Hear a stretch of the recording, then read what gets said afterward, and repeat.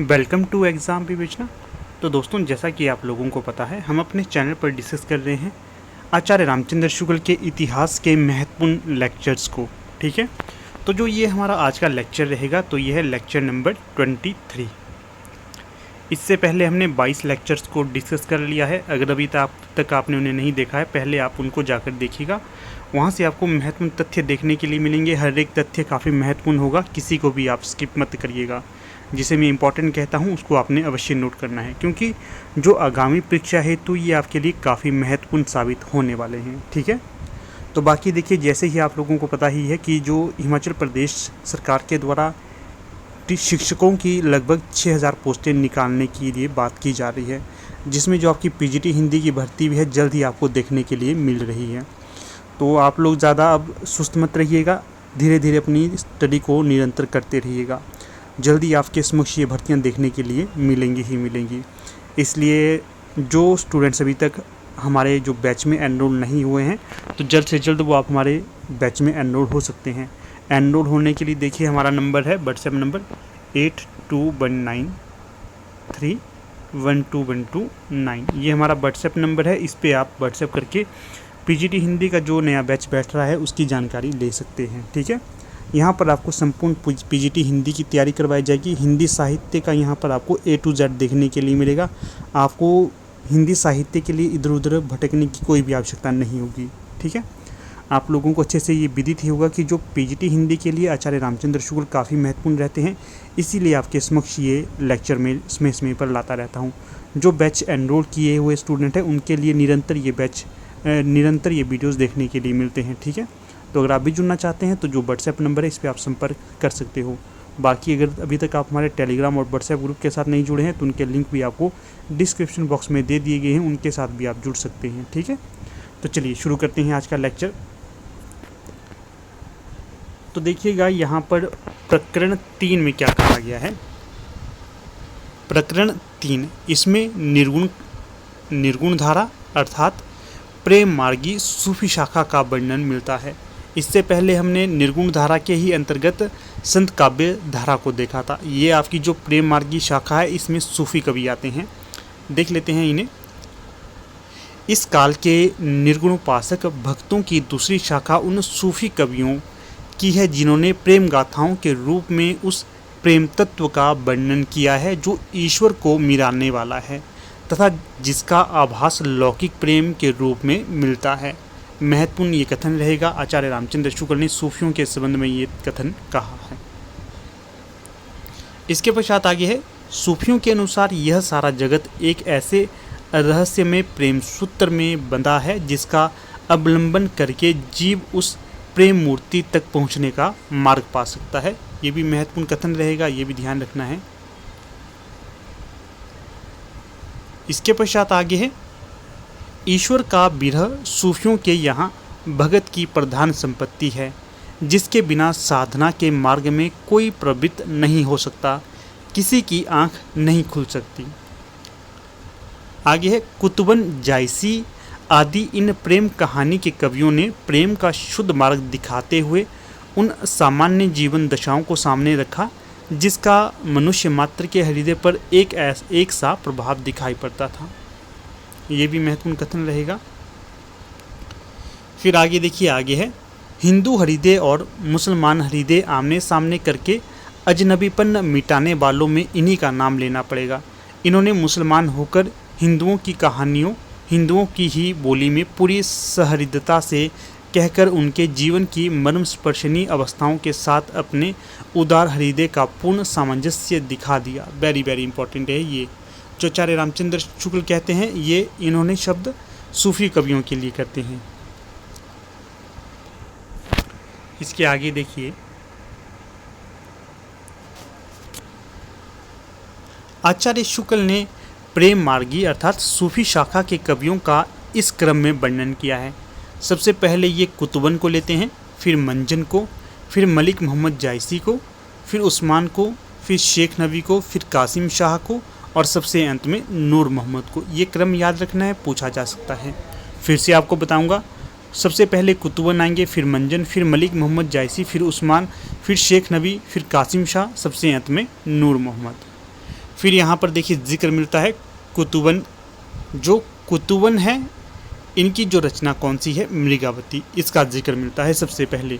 यहाँ से सीधा सा प्रश्न भी बन सकता है कि मृगावती किसकी रचना है, तो मृगावती होगी आपकी कुतुबन की रचना। यहाँ पर दिया गया है आचार्य रामचंद्र शुक्ल के अनुसार, इस कहानी के द्वारा कवि ने प्रेम मार्ग के त्याग और कष्ट का निरूपण करके साधक के भगवत प्रेम का स्वरूप दिखाया है। बीच बीच में सूफियों की शैली पर बड़े सुंदर रहस्यमय आध्यात्मिक आभास है, ये कहा था रामचंद्र शुक्ल ने मृगावती के संबंध में। अगले जो रचनाकार हैं ये है मंझन। इनकी की जो कृति है मधुमालती, ये भी इम्पोर्टेंट है, पूछा जाएगा मधुमालती किसकी कृति है, तो ये मंझन की कृति है। देखिए यहाँ पर क्या कहा गया है, मृगावती के समान मधुमालती में भी 5 चौपाइयों के उपरांत एक दोहे का क्रम रखा गया है, पर मृगावती की अपेक्षा इसकी कल्पना भी विशद है और वर्णन भी अधिक विस्तृत और हृदयग्राही है। आध्यात्मिक प्रेम भाव की व्यंजना के लिए प्रकृति के भी अधिक दृश्यों का समावेश मंझन ने किया है। कहानी भी कुछ अधिक जटिल और लंबी है, इम्पॉर्टेंट रहेगा, ये ध्यान रखना है। फिर अगला जो यहाँ पर कथन है, जन्म जन्मांतर और युन्यांतर के बीच प्रेम की अखंडता दिखाकर मंझन ने प्रेम तत्व की व्यापकता और नित्यता का आभास दिया। फिर आगे का जो ये वाला है मलिक मोहम्मद जायसी का, तो ये तो वेरी वेरी इंपॉर्टेंट है, हर एक तथ्य यहाँ से आप नोट अवश्य करिएगा। पहला जो प्रश्न बनेगा यहाँ से कि जो जायसी का पूरा नाम क्या है, तो जायसी का पूरा नाम होगा मलिक मोहम्मद जायसी। यहाँ से ये भी प्रश्न बनता है कि जो पद्मावत है ये किसकी रचना है, तो ये मलिक मोहम्मद जायसी की रचना होगी। यहाँ पर देखिए काफ़ी इंपॉर्टेंट तथ्य ये दिया गया है, ग्रंथा आरंभ में ही कवि ने मसनवी की रूढ़ी के अनुसार शाह बख्त शेरशाह की प्रशंसा की है। यहाँ पर देखिए पूछा जाएगा कि जो पद्मावत में है किस शैली का प्रयोग किया गया है, मसनवी शैली का प्रयोग किया गया है। जो मसनवी शैली होती है इसमें शुरुआत में ही शाह बख्त या फिर राजा की प्रशंसा की जाती है। उस समय जो राजा था ये शेरशाह था। प्रश्न ये भी बन सकता है कि जो पद्मावत है इसमें किस राजा की शुरुआत में ही प्रशंसा की गई है, तो ये शेरशाह है या शेरजहाँ है। फिर आगे है, जायसी की अक्षय कीर्ति का आधार है पद्मावत, जिसके पढ़ने से यह प्रकट हो जाता है कि जायसी का हृदय कैसा कोमल और प्रेम की पीर से भरा हुआ था। क्या लोक पक्ष में क्या आध्यात्म पक्ष में, दोनों ही उसकी दृढ़ता, गंभीरता, सरसता विलक्षण दिखाई देती हैं। वेरी वेरी वेरी इंपॉर्टेंट ये कथन है, ध्यान रखना है आपने इसका। इसके पश्चात आगे देख लेते हैं, ये कथन भी इम्पॉर्टेंट होंगे। कबीर ने केवल भिन्न प्रतीत होती हुई परोक्ष सत्ता की एकता का आभास दिया था, प्रत्यक्ष जीवन की एकता का दृश्य सामने रखने की आवश्यकता बनी थी। यह जायसी के द्वारा पूरी की गई इम्पॉर्टेंट कथन है। अगला कथन देखिए, पद्मावत में प्रेम गाथा की परंपरा पूर्ण प्रौढ़ता को प्राप्त मिलती है। यह उस परंपरा में सबसे अधिक प्रसिद्ध ग्रंथ है। इसकी कहानी में भी विशेषता है, इसमें इतिहास और कल्पना का योग है। क्या है इसमें? इतिहास और कल्पना का योग। इसके पश्चात आगे देखिए, आगे क्या है, जायसी ने यद्यपि इतिहास प्रसिद्ध नायक और नायिका ली है, पर उन्होंने अपनी कहानी का रूप वही रखा है जो कल्पना के उत्कर्ष द्वारा साधारण जनता के हृदय में प्रतिष्ठित था। इस रूप में इस कहानी का पूर्वार्ध तो बिल्कुल कल्पित है और उत्तरार्ध ऐतिहासिक आधार पर है। Very very very very important कथन। यहाँ पर देखिए सीधा सा जो प्रश्न आपसे बनेगा कि वो इस प्रकार से बनेगा कि जो पद्मावत है इसका पूर्वार्ध कैसा है आचार्य रामचंद्र शुक्ल के अनुसार। आचार्य रामचंद्र शुक्ल के अनुसार पद्मावत का पूर्वार्ध बिल्कुल कल्पित है और उत्तरार्ध है इसका ऐतिहासिक।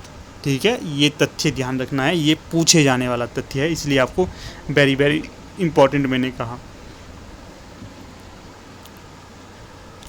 फिर आगे है, प्रेम मार्गी सूफी कवियों की और कथाओं से इस कथा में यह विशेषता है कि इसके ब्यौरों से भी साधना के मार्ग, उसकी कठिनाइयों और सिद्धि के स्वरूप आदि की जगह व्यंजना होती है, जगह जगह व्यंजना होती है।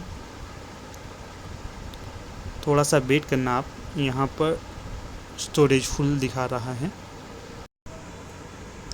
इसके पश्चात आगे देखिए जो अगला महत्वपूर्ण कथन यहाँ पर रहेगा तो वो इस प्रकार से है।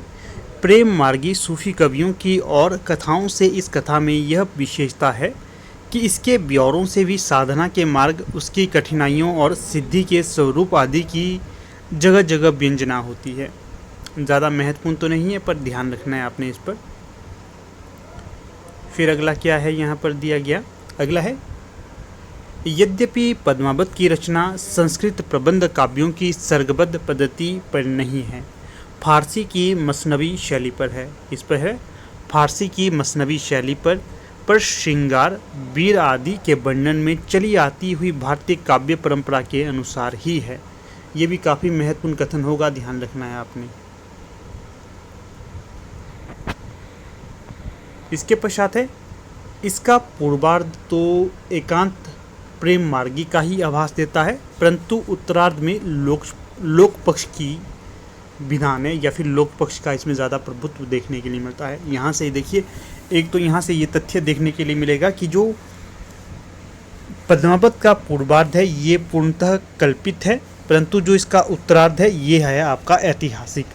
इसी तरह से यहाँ पर एक और तथ्य देखने के लिए मिल रहा है कि इसका जो पूर्वार्ध है एकांत प्रेम मार्गी है।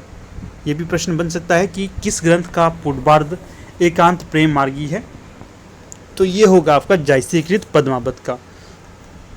फिर यहाँ से आपका ये भी प्रश्न बनेगा कि जो पद्मावत जो जायसी की रचना है इसका उत्तरार्ध कैसा है। इसमें लोक पक्ष का विधान है, ये भी ध्यान रखना है आपने, ये भी महत्वपूर्ण होगा आपकी परीक्षा हेतु।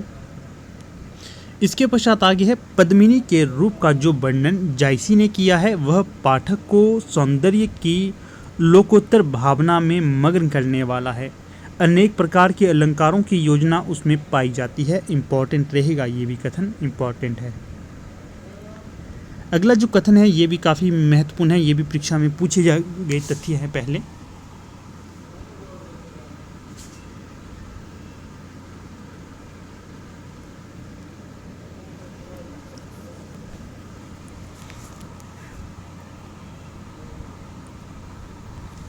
इसमें देखिएगा आपसे ये प्रश्न बन सकता है, जैसे कि जायसी के पहले कवियों ने 5-5 चौपाइयों के पीछे एक दोहा रखा, परंतु जायसी ने कितनी चौपाइयों के बाद ये क्रम जारी रखा?